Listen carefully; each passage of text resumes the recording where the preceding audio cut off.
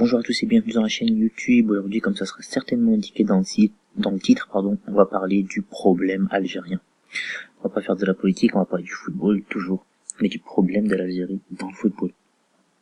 Et ça va être en fait la pierre, je dirais pas la pierre angulaire de tout ça, mais la conséquence de tout ça et ce qui m'a poussé à faire cette vidéo, c'est pourquoi l'Algérie, une des meilleures équipes d'Afrique, sont le top 3 en tout cas dans l'effectif. En termes d'effectifs, n'est pas à la Coupe du Monde en Russie 2018. C'est la question que beaucoup se posent, et c'est la question à laquelle je vais tenter de répondre. Alors, je tiens à le dire, je suis d'origine algérienne à la base, donc si je fais cette vidéo, c'est aussi parce que ça concerne un petit peu mon pays, et c'est une sorte de cri du cœur, et je voulais alerter, voilà, d'abord tous les passionnés de football que ça peut intéresser, parce que je pense que beaucoup vont regretter l'absence de l'Algérie à la prochaine Coupe du Monde, parce qu'il y avait quand même une bonne ambiance, et puis de bons joueurs quand même qu'on va pas voir, je pense à Riyad Mahrez notamment, et pour les supporters algériens aussi qui peut-être se posent la question, parce que je sais qu'il y a des supporters algériens, il y a ceux qui suivent assidûment, un peu comme moi, et puis il y a ceux qui suivent ça un petit peu de loin, et qui sont là pour les gros événements, et qui là, à l'approche de la Coupe du Monde dans quelques mois, dans 10 mois, oui, qui se disent, pourquoi l'Algérie n'y est pas, pourtant on est bon, on a été 2 fois à la Coupe du Monde de suite. Donc je vais tenter de répondre à cette question, et j'attends bien sûr vos avis en commentaire à tous et toutes, supporters algériens ou non. Donc l'équipe d'Algérie, donc il faut savoir que l'Algérie déjà, depuis la Coupe du Monde 2014, eh bien a changé d'entraîneur.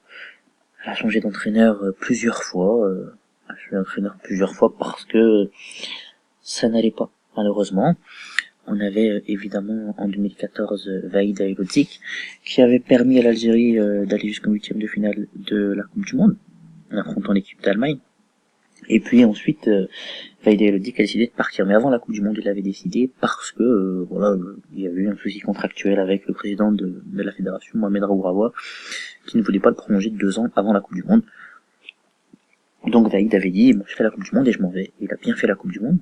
Après ça, on a fait venir Christian Gourcuff, qui fait ce qu'il fallait avec l'Algérie. Il avait comme un bon jeu qu'il a développé. Il a été, je crois, en quart de finale d'une CAN. Et puis, malheureusement, lui aussi, pour cause de soucis, parce qu'il faut savoir que les rapports avec la fédération pour tout entraîneur sont difficiles. Déjà, les rapports en Afrique sont difficiles pour tout ce qui est organisation. La fédération algérienne, on sait que c'est compliqué. Et donc Gourcuff est resté et puis est parti. Malheureusement, parce que c'était compliqué pour lui. Il avait obtenu quelques résultats, comme je dis, il a fait un quart de finale de CAN. Il a mis l'Algérie sur le bon chemin, je dirais, pour la qualification à la prochaine CAN aussi, mais pour la qualification de la Coupe du Monde, ça a été bof, et l'Algérie a obtenu de piètres résultats qui font qu'aujourd'hui, elle n'est pas à la Coupe du Monde, et elle n'y sera pas. Et ensuite, il y a eu un autre entraîneur étranger, qui est venu, dont j'oublie le nom, je vous dis la vérité, mais qui en plus n'est pas resté longtemps et qui aussi n'a pas obtenu de résultats probants. Et puis aujourd'hui, on a Rabah Madjer. Donc Rabah Madjer, il va pas rentrer dans le cadre de cette analyse parce qu'il vient d'arriver. Il vient d'être nommé, même si moi je peux vous donner mon avis sur cette nomination de Rabah Madjer. Pour moi, c'est pas une bonne nomination. Rabah Madjer, grande légende du football, il a même un geste à son nom. La Madjer, pour ceux qui ne connaissent pas, vous regarderez Madjer. Tout ce que c'est un petit geste technique. Mais voilà. D'abord, ça doit faire une 20aine d'années que Rabah Madjer n'a pas entraîné.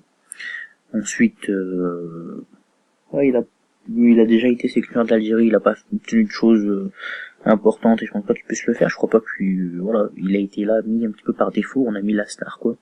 Mais au fond, Rabah Madjer, pour moi, n'a pas sa place en tant que sélectionneur de l'Algérie, même si j'ai un profond respect pour l'homme. Et je pense que il aurait fallu prendre quelqu'un d'autre. Je trouvais que Gourcuff était un bon choix. Bon, alors ça s'est pas fait comme il fallait. Mais voilà, quelqu'un comme Courbis. J'aurais aimé voir peut-être Courbis à la tête de l'Algérie. On voit les Marocains là, qui sont en passe de se qualifier pour la Coupe du Monde, qui ont pris Hervé Renard, ça s'est bien passé. Voilà, on aurait pu prendre quelqu'un comme Courbis. Alors voilà, j'ai peut-être pas d'autres noms qui traînent comme ça, mais on aurait pu prendre d'autres personnes. Je pense que Madjer, c'est pas une bonne personne, même en Algérie. En local, Nasser Sanjak, qui avait été entraîneur du MOB, Mouloudia Olympique de Béjaïa, pour ceux qui connaissent, avait été un très bon entraîneur, il avait amené le MOB très loin en coupe, en Ligue des Champions africaine. Malheureusement, il n'a pas été pris. Bon, on sait que ses rapports avec la fédération sont aussi compliqués, mais voilà, pour dire qu'on a un entraîneur, mais que malheureusement on prend pas les bonnes personnes, et ça c'est dommage à mon avis. J'aimerais qu'on fasse une revue d'effectifs rapide de ce qu'on a en Algérie avant d'expliquer le problème. Donc au cage, bon, on a plusieurs joueurs, mais le titulaire du club c'est Raïs Mboli, ça sans souci. C'est vrai qu'on a une défense assez faible, ça on peut se le dire, parce qu'on a donc Rouhani, on a Belkaroui, on a Belkalter, on a Ben Sebaini, on a Ben Yahya, on a Kadoura, on a Fawzi Goulam, grand joueur, malheureusement il a eu une grave blessure là, on a Issa Mandi, on a Abed, ensuite au milieu de terrain on a Nabil Bentaleb, on a Yacine Brahimi, on a Rachid Ghezal, on a Guedivora, on a Meta, on a en défense on a également Mesbah, on a Benasser, on a Boudjadj, on a Ani, on a Marez, on a Slimani et on a Soudani. Donc en soi on a quand même une équipe avec un gardien qui est quand même capable de faire de bons arrêts, de bons matchs. On l'a vu notamment lors des dernières Coupes du Monde, et même pendant la CAN et tout ce qui fait avec l'Algérie. On a une défense qui a de bons latéraux, mais qui a une défense centrale bancale, ça je vous l'accorde. On a un milieu de terrain rapide et technique, et qui normalement qui pour moi est un des meilleurs d'Afrique, notamment avec Riyad Mahrez, avec un potentiel offensif très important. Et on a une attaque, ma foi, avec un Slimani et un Soudani qui donnent tout ce qu'ils ont à chacun des matchs, qui est quand même peut-être pas les plus prolifiques, mais quand même qui joue bien. En plus Slimani qui joue à Leicester avec Riyad Mahrez. On a donc des ententes naturelles entre certains joueurs. Donc en soi on avait tout pour aller à la Coupe du Monde. Alors la question c'est pourquoi on n'y a pas été. Et ben pourquoi on n'y a pas été? Pour plusieurs raisons. D'abord parce que évidemment il y a ce problème d'organisation et le fait qu'on n'ait pas forcément les bons entraîneurs pour nous amener à la Coupe du Monde. Ça c'est la première chose, je pense. La deuxième chose aussi qu'il faut noter pour pourquoi on n'a pas été à la Coupe du Monde, c'est parce que je pense que certains joueurs se sont relâchés. Je le dis, voilà. Je pense notamment au moment où on a affronté, il me semble c'est la Tanzanie ou la Zambie, je sais plus trop. Et voilà que Riyad Mahrez, c'était avant la fin du mercato, Riyad Mahrez dit bah moi il faut que j'aille faire une visite médicale pour le Barça, qui part et puis qui revient. Et finalement, on se rend compte qu'il s'est rien passé. Donc, est-ce que c'est l'intox de Riyad Mahrez qui a juste pas envie de jouer avec les Fennecs, ou est-ce que c'est quelque chose de vrai? On ne saura jamais. Mais je pense que peut-être cette équipe s'est vue trop beau et qu'ils se sont dit, bah, on y arrive, on y arriver, on va y arriver. Ils avaient un groupe en plus relativement abordable, avec le Nigeria qui représentait peut-être un danger. Et du coup, voilà, au final, ils ont pas fait ce qu'il fallait. Ils se sont pas qualifiés comme ils auraient dû le faire. Parce que pour moi, ils ont manqué de professionnalisme. Moi, je le dis, j'ai pas peur de dire les choses, ils ont manqué de professionnalisme. Et les joueurs n'étaient pas autant impliqués que ce qu'il avait été sur les dernières éditions. Je pense que ce qui manque dans cette équipe aujourd'hui, c'est un leader. Un joueur qui vraiment est bon, quoi, j'ai l'impression, mais qui les porte pour l'équipe. Voilà, comme on pouvait avoir un Bouguera en 2010. Même Slimani qui avait été capable de le faire en 2014. Là, c'est vrai que sur ces dernières années, il manque ce leader, il manque aussi cet encadrement, cet entraîneur qui peut motiver l'équipe, ça c'est clair, et qui va impulser ça, parce que voilà, on dit en 2014, Slimani, mais il y avait aussi Elodic surtout qui leur mettait des rouges quand il fallait, et là je pense que c'est ce qui manque, malheureusement avec les Algériens un aboyeur, et je pense que les joueurs algériens, d'origine algérienne en général, s'ils n'ont pas un aboyeur derrière eux, qui leur dit oh les gars, faut vous concentrer, oh les gars, faut être chaud, oh les gars, c'est le moment, oh les gars, on va pas faire toujours les choses au dernier moment. Et ça passe pas. Donc on a besoin de cet aboyeur, on a besoin de quelqu'un qui remotive les troupes, et j'espère qu'on va trouver qu'on va trouver ça, qu'on va trouver cet entraîneur. Donc voilà, c'est un échec pour l'Algérie, je le dis, pour cette génération, d'autant plus très technique, très talentueuse, et j'espère que d'autres joueurs vont venir qui vont apporter à l'équipe, et j'espère surtout qu'on va pouvoir trouver voilà, je doute que, sincèrement, Rabat Matière puisse faire le taf qu'on attend de lui, c'est-à-dire être un bon sélectionneur de l'Algérie, donc ça durera, mais je doute qu'il obtienne des résultats probants, en tout cas.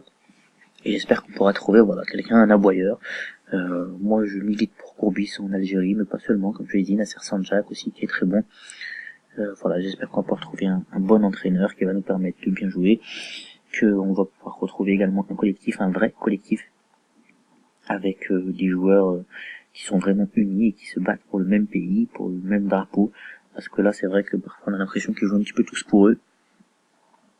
Ils essayent tous de jouer au chevalier blanc, mais c'est pas la bonne technique. Donc voilà, c'est ça pour moi le problème algérien, c'est ce problème d'abord d'encadrement, évidemment, d'organisation, comme j'ai expliqué un petit peu tout à l'heure, et puis ce manque de leader. Pas de leader technique, mais de leader humainement, de leader sur le groupe, et surtout le fait qu'on ait un entraîneur qui n'est pas à la hauteur. Donc, ce qu'il faut pour moi pour résoudre ce problème, c'est d'abord retrouver un entraîneur, un vrai entraîneur, comme je l'ai suggéré tout à l'heure, Krobis, Sanjak, très bon entraîneur qui pourrait, j'en suis sûr, entraîner très bien la sélection algérienne. Retrouver un aboyeur qui remotive les troupes, disent aux mecs quoi, vous n'êtes pas arrivés, l'Algérie convenue, vous pouvez pas Algérie, c'est pas Club Med.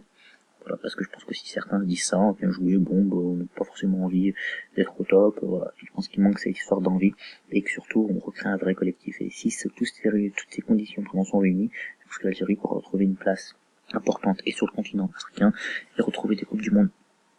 Voilà, c'est tous les points que j'avais envie d'apporter avec vous.